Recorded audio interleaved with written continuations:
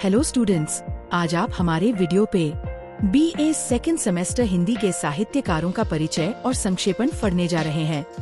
साहित्यकारों का परिचय। केदारनाथ सिंह, जन्म 7 जुलाई 1934 बलिया, उत्तर प्रदेश। निधन 19 मार्च 2018 नई दिल्ली। दिल्ली। समकालीन कविता के सशक्त कवि केदारनाथ सिंह का जन्म 7 जुलाई 1934 को उत्तर प्रदेश के बलिया जिले के चकिया गांव में हुआ था। उनकी आरंभिक शिक्षा गांव में हुई, फिर उच्च शिक्षा के लिए बनारस में रहे। उन्होंने अपना शोध ग्रंथ आधुनिक हिंदी कविता में बिंब विधान आचार्य हजारी प्रसाद द्विवेदी के मार्गदर्शन में पूरा किया। उन्हीं की प्रेरणा से उन्होंने बांग्ला सीखी और रविंद्रनाथ टैगोर के बांग्ला साहित्य को पढ़ने का प्रयास किया। वह तब ब्रिटिश कवि डायलन टॉमस, अमरीकी कवि वालेस स्टीवंस और फ्रेंच कवि रेने शा के प्रशंसक भी रहे थे और उनकी कुछ कविताओं का अनुवाद किया था।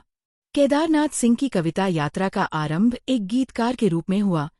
वह अज्ञेय के संपादन में प्रकाशित तीसरा सप्तक 1959 के 7 कवियों में से एक थे।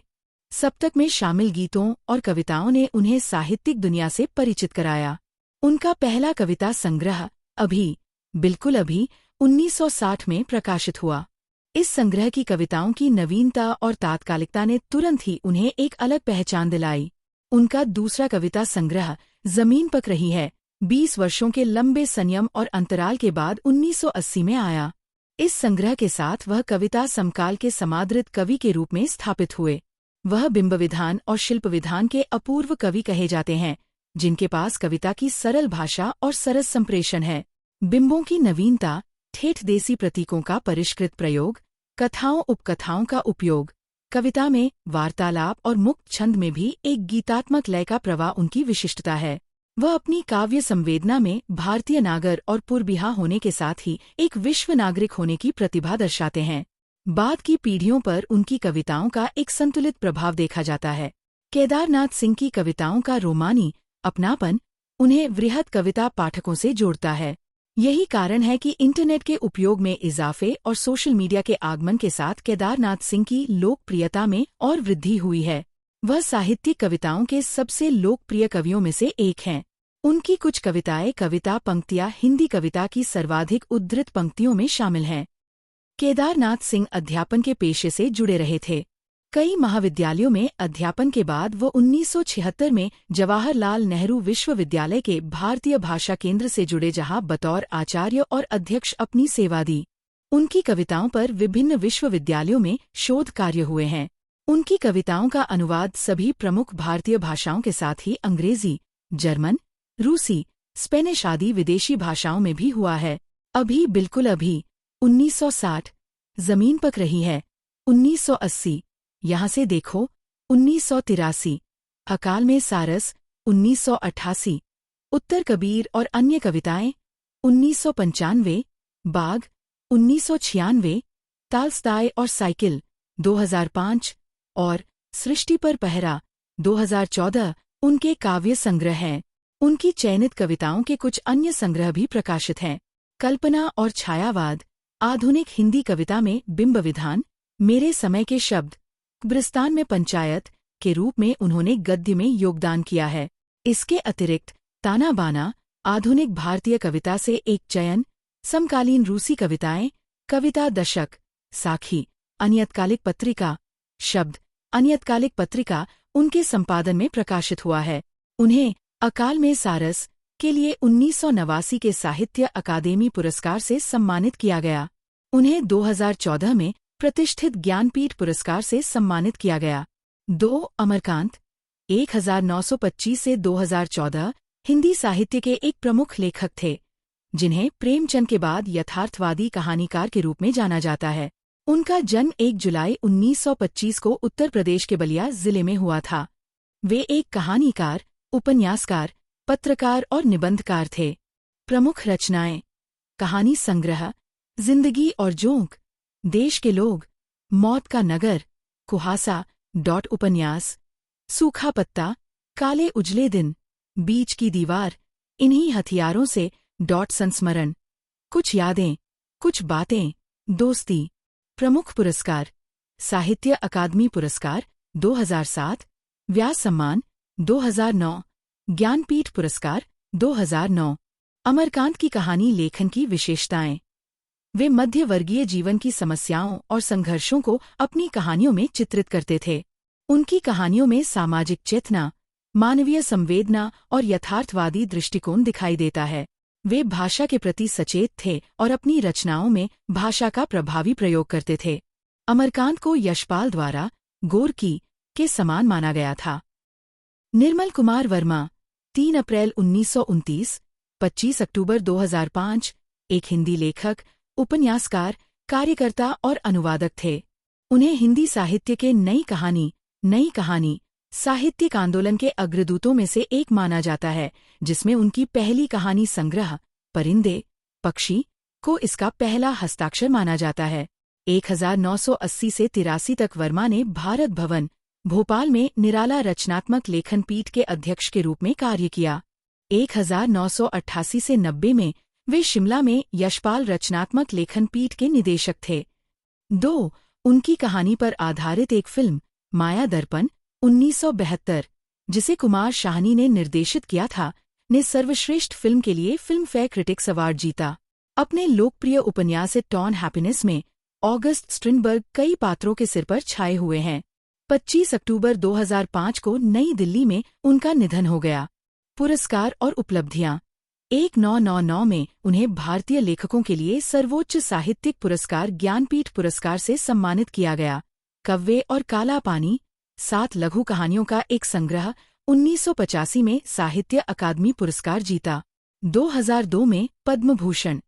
उनके निबंधों की पुस्तक भारत और यूरोप, प्रतिश्रुति के क्षेत्र 1991 के लिए ज्ञानपीठ ट्रस्ट का मूर्ति देवी पुरस्कार।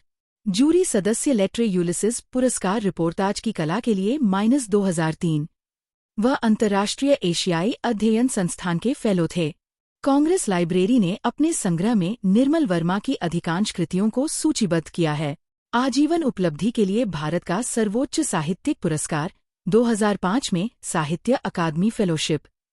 1988 में लंदन में रीडर्स इंटरनेशनल द्वारा उनकी पुस्तक द वर्ल्ड एल्सेवियर के प्रकाशन पर BBC चैनल 4 ने उनके जीवन और कार्यों पर एक फिल्म प्रसारित की। शेवेलियर डे लॉर्ड्रे डेस आर्ट्स एट डेस लेट्रेस, फ्रांस 2005 उपन्यास। वेदीन, उनका पहला उपन्यास, प्राग, पूर्व चेकोस्लोवाकिया 1964 में स्थापित। अंतिम अरण्य, अंतिम जंगल, एक चिट्ठा सुख 1979। लाल टीन की छत 1974। रात का रिपोर्टर 1989 कहानी संकलन। परिंदे पक्षी 1959। जलती झाड़ी 1965। लंदन की रात, पिछली गर्मियों में 1968। अकाला त्रिपाठी 1.5 इंच ऊपर, बीच बहस में 1973। मेरी प्रिय कहानियां 1973। प्रतिनिधि कहानियां 1988। कव्वे और काला पानी 1983। सूखा और अन्य कहानियां 1995। धागे 2003। श्रीलाल शुक्ल, जन्म 31 दिसंबर 1925, लखनऊ के पास अतरौली गांव में। निधन 28 अक्टूबर 2011। प्रमुख रचनाएं: उपन्यास राग दरबारी, सूनी घाटी का सूरज, पहला पड़ाव, मकान। व्यंग्य संग्रह अंगद का पाव। कहानी संग्रह ये घर मेरा नहीं। पुरस्कार: साहित्य अकादमी पुरस्कार 1969, ज्ञानपीठ पुरस्कार 2008, व्यास सम्मान, पद्म भूषण। लेखन शैली: श्रीलाल शुक्ल की रचनाओं में व्यंग्य, सामाजिक सरोकार और ग्रामीण भारत के जीवन का चित्रण देखने को मिलता है। महत्वपूर्ण बातें: श्रीलाल शुक्ल का साहित्य, खास तौर पर उनका उपन्यास राग दरबारी, स्वतंत्रता के बाद के भारतीय समाज में गिरते नैतिक मूल्यों को उजागर करता है। उनका साहित्य ग्रामीण भारत के जीवन के प्रति गहरी समझ और अवलोकन पर आधारित है।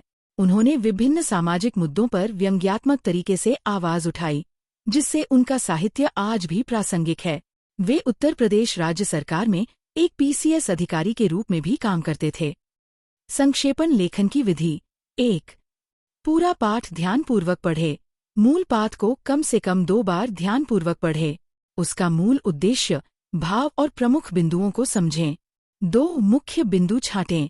पाठ में आए मुख्य विचार, तर्क या घटनाएं पहचानें। केवल आवश्यक बातें लें, उदाहरण, आंकड़े या विस्तार को छोड़ दें। 3. अनावश्यक बातें हटाएं। अप्रासंगिक जानकारी, सजावटी भाषा, दोहराव और वर्णनात्मक अंश हटाएं। 4. अपने शब्दों में लिखें। संक्षेप मूल लेखक के विचारों को अपने शब्दों में और तृतीय पुरुष में लिखा जाना चाहिए। भाषा सरल, स्पष्ट और व्याकरण की दृष्टि से सही हो। 5. शीर्षक दें। यदि कहा गया हो संक्षेप का एक सारगर्भित और उपयुक्त शीर्षक लिखें। 6. शब्द सीमा का ध्यान रखें। मूल पाठ के शब्दों का लगभग 1/3 भाग संक्षेप में होना चाहिए, यदि अलग से निर्देश न हो। 7. पुनरीक्षण करें। लिखा गया संक्षेप पढ़ें और सुनिश्चित करें कि वह स्पष्ट, सटीक और मूल भाव को बनाए हुए है। संक्षेपण लेखन का उदाहरण 1. मूल अनुच्छेद। पुस्तकें मानव की सबसे अच्छी मित्र होती हैं। ये न केवल हमें ज्ञान देती हैं, बल्कि हमारे विचारों को भी दिशा प्रदान करती हैं। अच्छी पुस्तकें हमें नैतिकता, सदाचार और जीवन के उद्देश्यों की ओर प्रेरित करती हैं। एकांत में भी ये हमें साथी का अनुभव कराती हैं। जो व्यक्ति पुस्तकों से प्रेम करता है वह कभी अकेला नहीं रहता। संक्षेप, शीर्षक, पुस्तकों का महत्व। संक्षेप, पुस्तकें मनुष्य की सच्ची मित्र होती हैं। वे ज्ञान और नैतिकता प्रदान करती हैं तथा जीवन को दिशा देती हैं। एकांत में भी वे साथ निभाती हैं और व्यक्ति को अकेलापन नहीं महसूस होने देती। संक्षेपण लेखन का उदाहरण 2. समस्त मानव जीवन के प्रवर्तक भाव या मनोविकार ही होते हैं। मनुष्य की प्रवृत्तियों की तह में अनेक प्रकार के भाव ही प्रेरक में रूप में पाए जाते हैं। शील या चरित्र का मूल भी भावों के विशेष प्रकार के संगठन में ही समझना चाहिए। लोक रक्षा और लोकरंजन की सारी व्यवस्था का ढांचा इन्हीं पर ठहराया गया है। धर्मशासन, राजशासन, मन शासन, सब में इनसे पूरा काम लिया गया है। इनका सदुपयोग भी हुआ है और दुरुपयोग भी। जिस प्रकार लोक कल्याण के व्यापक उद्देश्य की सिद्धि के लिए मनुष्य के मनोविकार काम में लाए गए हैं, उसी प्रकार किसी संप्रदाय या संस्था के संकुचित और परिमित विधान की सफलता के लिए भी। संक्षेप, शीर्षक, मनोविकार, नोविकार मानव जीवन की प्रवृत्तियों एवं चरित्र के आधार होते हैं। वे लोक रक्षा और लोकरंजन के निर्धारक हैं। ये धर्म, राज्य तथा मन के शासन के लिए आवश्यक होते हैं। लोक कल्याण में इनका उपयोग तथा सांप्रदायिक फैलाने में दुरुपयोग किया गया है। संक्षेपण लेखन का उदाहरण 3. भारतीय नारी न्याय, बलिदान, साहस, शक्ति तथा सेवा की सजीव मूर्ति है। जीवन सुख दुख में छाया की भांति पुरुष का साथ देने के कारण वह अर्धांगिनी, घर की के व्यवस्थापिका होने के कारण वह लक्ष्मी, श्लाघनीय गुणों के कारण वह देवी कही जाती है। स्वार्थ और भोगलिप्सा को तिलांजलि देकर भारतीय नारी ने आत्मबलिदान द्वारा समय समय पर ऐसी ज्योति प्रज्वलित की है कि उसके पुनीत प्रकाश में पुरुष ने अपना मार्ग ढूंढा है। उसकी शक्ति के सामने यमराज को हारना पड़ा है। सती, सावित्री, वीरांगना लक्ष्मीबाई, तपस्विनी उर्मिला की दिव्य झांकियां प्रेरणा के स्रोत हैं और पुरुष को चेतना और जागरण का संदेश देती हैं। नारी का सम्मान करके ही पुरुष का जीवन कुसुम सुवासित होता है। भारतीय संस्कृति के अनुसार जहाँ नारी का सम्मान होता है वहाँ देवता निवास करते हैं। संक्षेप, शीर्षक, यत्र नायुस्तु पूज्यन्ते रमन्ते तत्र देवताः। भारतीय नारी न्याय, त्याग, साहस, शक्ति तथा सेवा का प्रतिरूप है। वह अर्धांगिनी, लक्ष्मी और देवी के रूप में पुरुष का मार्गदर्शन करती रही है। वह विपत्ति के अंधकार में प्रकाशपुंज है। भारतीय की गौरवशाली नारियां सदैव प्रेरणा स्रोत रही हैं, इसीलिए नारी सम्माननीय है। संक्षेपण लेखन का उदाहरण 4. सभ्यता संस्कृति की प्रयोगशाला है। हम अपने मन के भीतर से भीतर वाली तह में जो सोचते हैं, जिस तरह से सोचते हैं, वह है संस्कृति और उसे जहाँ और जिस तरह अमल में लाते हैं वह है सभ्यता। सभ्यता का मोटा मोटा अर्थ है सभ्य लोगों के रहने सहने, मिलने जुलने, बात व्यवहार करने का ढंग।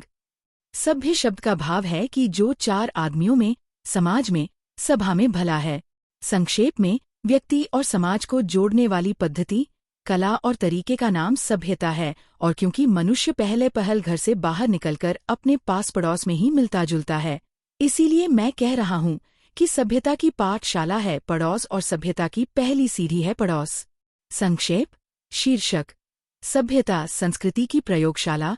हमारे मन के भाव विचार संस्कृति के अंतर्गत आते हैं तो उनके अनुसार व्यवहार करना सभ्यता मानी जाती है, जो व्यक्ति और समाज को जोड़ने की कला सिखाती है। यह कला हमें अपने पास पड़ोस में ही सीखने को मिलती है। संक्षेपण लेखन का उदाहरण 5। समय वह संपत्ति है जो प्रत्येक मनुष्य को ईश्वर की ओर से मिली है। जो लोग इस धन को संचित रीति से बरतते हैं वे शारीरिक सुख तथा आत्मिक आनंद प्राप्त करते हैं।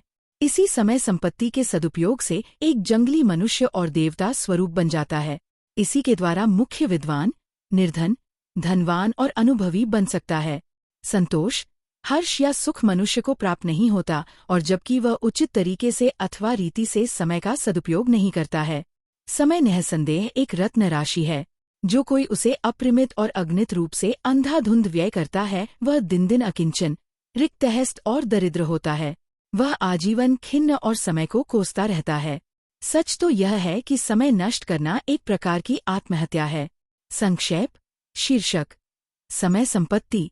समय ईश्वर प्रदत्त संपत्ति है। जो व्यक्ति समय का सदुपयोग करता है उसका जीवन सुख, समृद्धि, आनंद से भर जाता है तथा जो इसका दुरुपयोग करता है वह जीवन भर दुखी रहता है। समय नष्ट करना आत्महत्या करने के समान है।